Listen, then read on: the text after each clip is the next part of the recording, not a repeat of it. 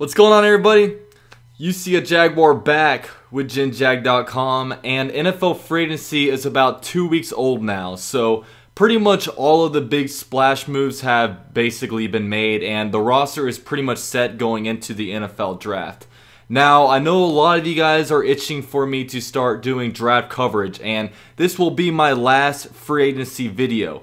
Now, a lot of people don't follow the Jaguars as deeply as other people do, so in this video I kind of want to go ahead and talk about every single player, not every single player, but the key players that the Jaguars cut, some of the key players that the Jaguars decided to let walk and not sign to new contracts, and pretty much all the players that the Jaguars decided to sign.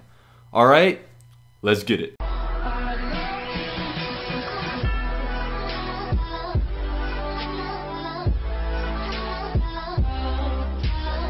So we will start off with the first offseason move, and that was deciding to sign Blake to a 3-year, $54 million deal. Now, Blake Bortles' contract was not up. However, he was set to play on a 1-year, 5th-year kind of option, and that would have cost the Jaguars $17 million against the cap. So they decided to basically sign him to a 3-year, $54 million deal, which is extremely cheap for a quarterback, and that's what allowed us to be able to make big moves this free agency and just be able to make big moves going forward into future years. Now, this deal is more of a kind of 2-year almost prove it kind of deal. They're not fully invested in Blake Bortles, but they do like how he came off of his best season as a Jaguar yet, and then Tom Coughlin alluded to the fact that he played his best 2 games in the final games of the playoffs. And if you look at how Blake Bortles kind of finished up the season, December on, he was actually a very, very good quarterback. Now, of course, in the beginning of the year, he wasn't all that great, but what we saw with Blake Bortles is we saw development. And instead of just mortgaging everything to get a guy like Kirk Cousins, we decided to get this guy. And what I think the Jaguars will do is that next year they're going to see how he does, and if they improve like they really think that he will, then he'll play out the rest of the 2 years on his deal. However, if they play him next year and he's not where they expect him to be, that's when they might make a big splash move and try to trade up in the NFL draft to try to get another quarterback, because you can't just sit there at 29 this year and really expect a guy to follow to you. You're going to have to move up kind of like the Bills are trying to do. Even the Jets, moving up from 6 to 3. So, we'll see what happens going forward. But I do like Blake Bortles, as you guys all probably know. And I do think that he will, that he can develop into a franchise quarterback. So, I'm kind of excited to see how he develops going into 2018. Now, our biggest splash move this free agency period was signing left guard Andrew Norwell to a 5-year, $66.5 million deal. Now, one comparison is kind of driving me crazy is everybody that is comparing him to Zane Beadles, saying that he's another Zane Beadles. First of all, it's an easy comparison because the guys basically look like twins. They're both bearded, long-haired dudes, both wore the number 68, and both played left guard. Now, the thing is, the Broncos let Zane Beadles walk because he wasn't very good. The Carolina Panthers let Andrew Norwell walk because they didn't have enough money for him. Andrew Norwell is an all-pro. Zane Beadles was not an all-pro. Andrew Norwell was the top offensive lineman in the free agency period, and Zane Beadles definitely wasn't. There were a bunch of teams trying to lobby to get Andrew Norwell, and it's not often where you're able to add an all-pro to your team. Now, a left guard is a lot more important to the Jaguars than it would be for a team that likes to air it out, like say the Chiefs or something like that. But really the left guard position is huge for us because, as we all know, our bell cow running back, Leonard Fournette, he's a downhill runner, and you obviously run between the center and the guard a lot of times, and we got to be able to get some push there.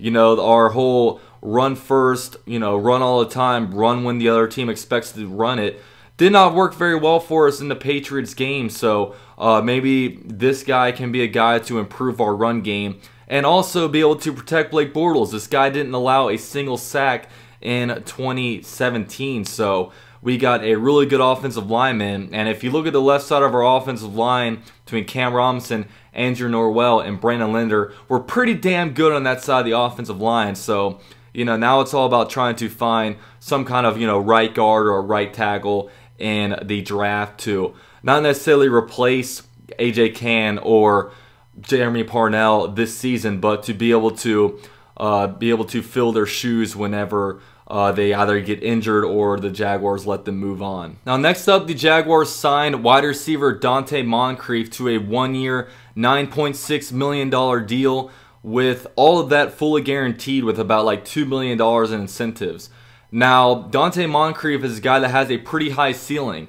He had his best years in 2014 and 2015 when he was both healthy and he had Andrew Luck throwing him the ball, but the last couple seasons he's kind of struggled to stay on the field. He's also, didn't do very as well with Jacoby Brissett throwing him the ball. And he's a guy with a ton of upside, but if he stays healthy, he should be able to be a really good player. He has very similar qualities to a guy like Al Robinson when it comes to physical attributes, with him being, big, strong, and fast. So hopefully Donte Moncrief can really hit his ceiling this year, stay healthy, and really develop into a good player. Now, a lot of people don't really like this deal because it is a pretty hefty contract, but if you look around at the wide receiver market this year, it was a great year to be a wide receiver because we had some guys getting paid. So this is a 1-year deal. I definitely expect the Jaguars to be drafting a wide receiver in the draft because I do think that we need a number 1 wide receiver, and obviously Donte Moncrief is on a 1-year deal, so it's definitely not really investing him in a future, more like a stopgap kind of player to hopefully have a pretty good upside. Now, the Jaguars also signed wide receiver Marquise Lee. They re-signed him to a 4-year, $34 million deal. Now, before the offseason, you would think that Allen Robinson was going to be back, maybe Allen Hurns, and then Marquise Lee definitely gone. But they did decide to re-sign Marquise Lee. The guy has to work on being able to catch the ball. He had a lot of really crucial drops last season.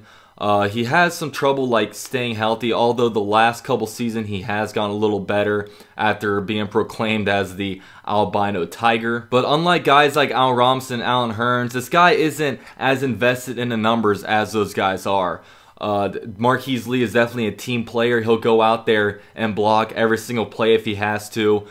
He doesn't complain about it. That's one thing that Doug Marrone alluded to, was the fact that if you actually look at him and his blocking, like if you actually watch him block, he's actually pretty good. And that's one thing that I said in my video when we re-signed him. I said, he doesn't really put up fantasy numbers. However, Blake Bortles does have a comfortability with him, and he's a willing blocker. So obviously we are a running team, so guys that are good at blocking at the wide receiver position, we'll take him. Now, one of my favorite moves was the signing to sign Austin Seferian-Jenkins to a 2-year, $10 million deal.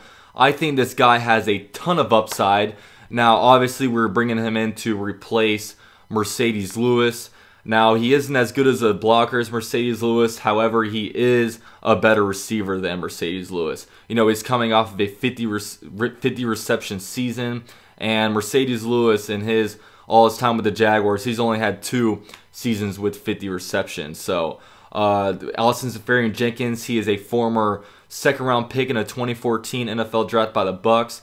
However, his NFL career got off to a slow start because the guy suffered with alcoholism, had a couple of DUIs dating back to his college years, but he has really turned up to be a good player. I mean, he's admitted that he's been sober for over a year. So, as long as he stays out of trouble and stays away from the Jack Daniels, then this guy, I think, can be a really good player. He's a big old dude, strong hands, ton of upside, and I think that he's really perfect for what our offense is going to want to do. Now, another guy that we picked up was DJ Hayden. We signed him on a 3-year, $19 million deal.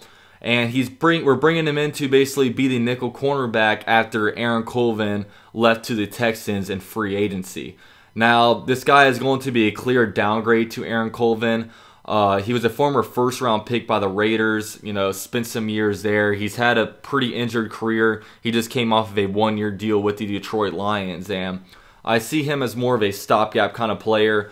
I don't know if we draft a nickel cornerback in this draft, but definitely by the time next year's draft comes in, This is a guy that we're probably going to need to replace. I don't know too much about this guy, but Aaron Colvin was a very, very productive player. He's going to be a hard player to kind of replace, so we'll see what happens with DJ Hayden. We also signed tight end Niles Paul on a 2-year, $5 million deal.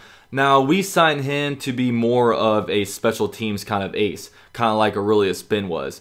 In Dave Caldwell's press conference, he alluded to the fact that he could play tight end, wide receiver, fullback. So, he's going to be a guy that you throw in a pinch. If you're really expecting a guy to be really productive on offense when he's out there lining up a receiver, then like fullback and stuff like that, he's not going to be really amounting to much. So, he's going to be a special teams ace, and he's a former special teams captain over on the Washington Redskins. So he's going to come in here and hopefully be able to improve our special teams unit, which wasn't all that great last year. Now today we actually signed former Browns quarterback Cody Kessler. He was a 3rd round pick in a 2016 draft. He's 0-8 as a starter. I figured at some point we would be signing a kind of crappy quarterback, because all backup quarterbacks are crap. Even Chad Henne got like a 2-year, what did he get? A 2-year, $7 million deal. It's the backup life, and we'll see how he does. We actually didn't sign him. We traded him for a 7th round pick. So we'll see. Now some more guys we signed onto the team. We re-signed Lorente McCray, signed Cody Davis, Don Carey. These are all just kind of special teams guys. Lorente McCray came in last year on some kind of pass rushing sets, mostly just when players were super tired or we were winning by a large margin. So, just don't really expect much from them on the defensive or offensive side of the ball. They're just more of guys to be able to come in and help solidify what we hope to be a good special teams unit. Now, those recaps kind of the guys that we signed to new contracts. Now to go into the players that we cut. Now, we cut 3 different players. We'll start off with Chris Ivory. Now, we signed Chris Ivory in 2015 to a pretty big deal. We wanted him to be kind of the running back that Leonard Fournette was, kind of a bruiser in there, but he struggled with both injury problems and just fumbling problems. He basically averaged a fumble every other game when he got decent game snaps. So, the worst quality in a running back is a guy that's going to be fumbling the ball a lot. And Chris Ivory just wasn't really much of a power back. We threw him in on goal line sets, and he really just didn't get much push.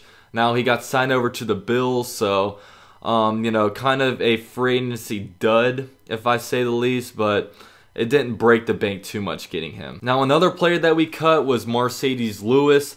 Now, Mercedes Lewis has been on the Jaguars for 12 years, which is a crazy amount of time. He was in the same draft as Maurice Jones-Drew. He really turned into be one of the best, if not the best, blocking tight end in the NFL. Now, obviously, he was a little goofy when he caught the ball. Obviously, he's slowing down a little bit with his age getting up there, but it's going to be hard to replace him when it comes to his blocking ability. We were a team that obviously likes to run the ball a lot, and he greatly helped with that. So, yeah, losing Mercedes Lewis is going to hurt, but, he was talking about potentially sitting out during off-season training, off-season activities because he didn't like the fact that he was making less money than Austin Seferian-Jenkins.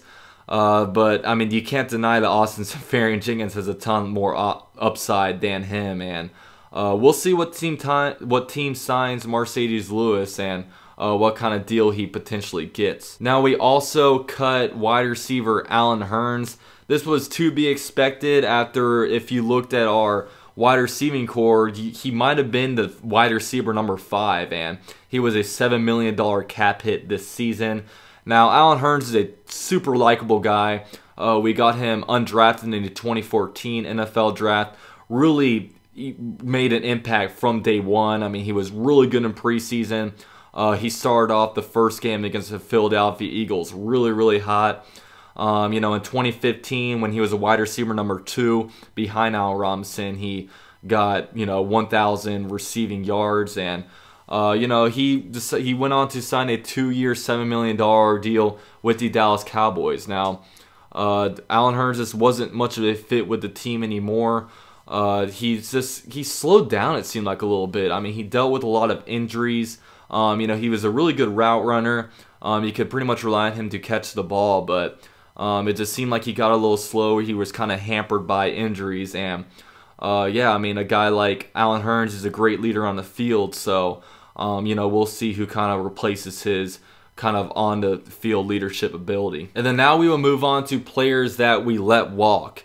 That we didn't necessarily cut, but their contracts expired, so they walked on somewhere else. Now, the first guy I'm going to talk about didn't walk off, he actually retired, and that is Jaguars linebacker Paul Posluszny. He played 11 seasons in the NFL, 7 of those seasons with the Jags. He was a very, very productive player on a lot of bad teams. I mean, this season in 2017 was the first season in 11 seasons that he actually had a winning season, and obviously went to the playoffs. We got all the way to the AFC Championship game. I'm sad we couldn't go to the Super Bowl for Puz, but he said that in his kind of leaving speech that he can't play at a level that he finds acceptable. So he obviously knows that he's slowing down. It was interesting what we did with him this year, just because we kind of demoted him in a way to the strong side linebacker spot.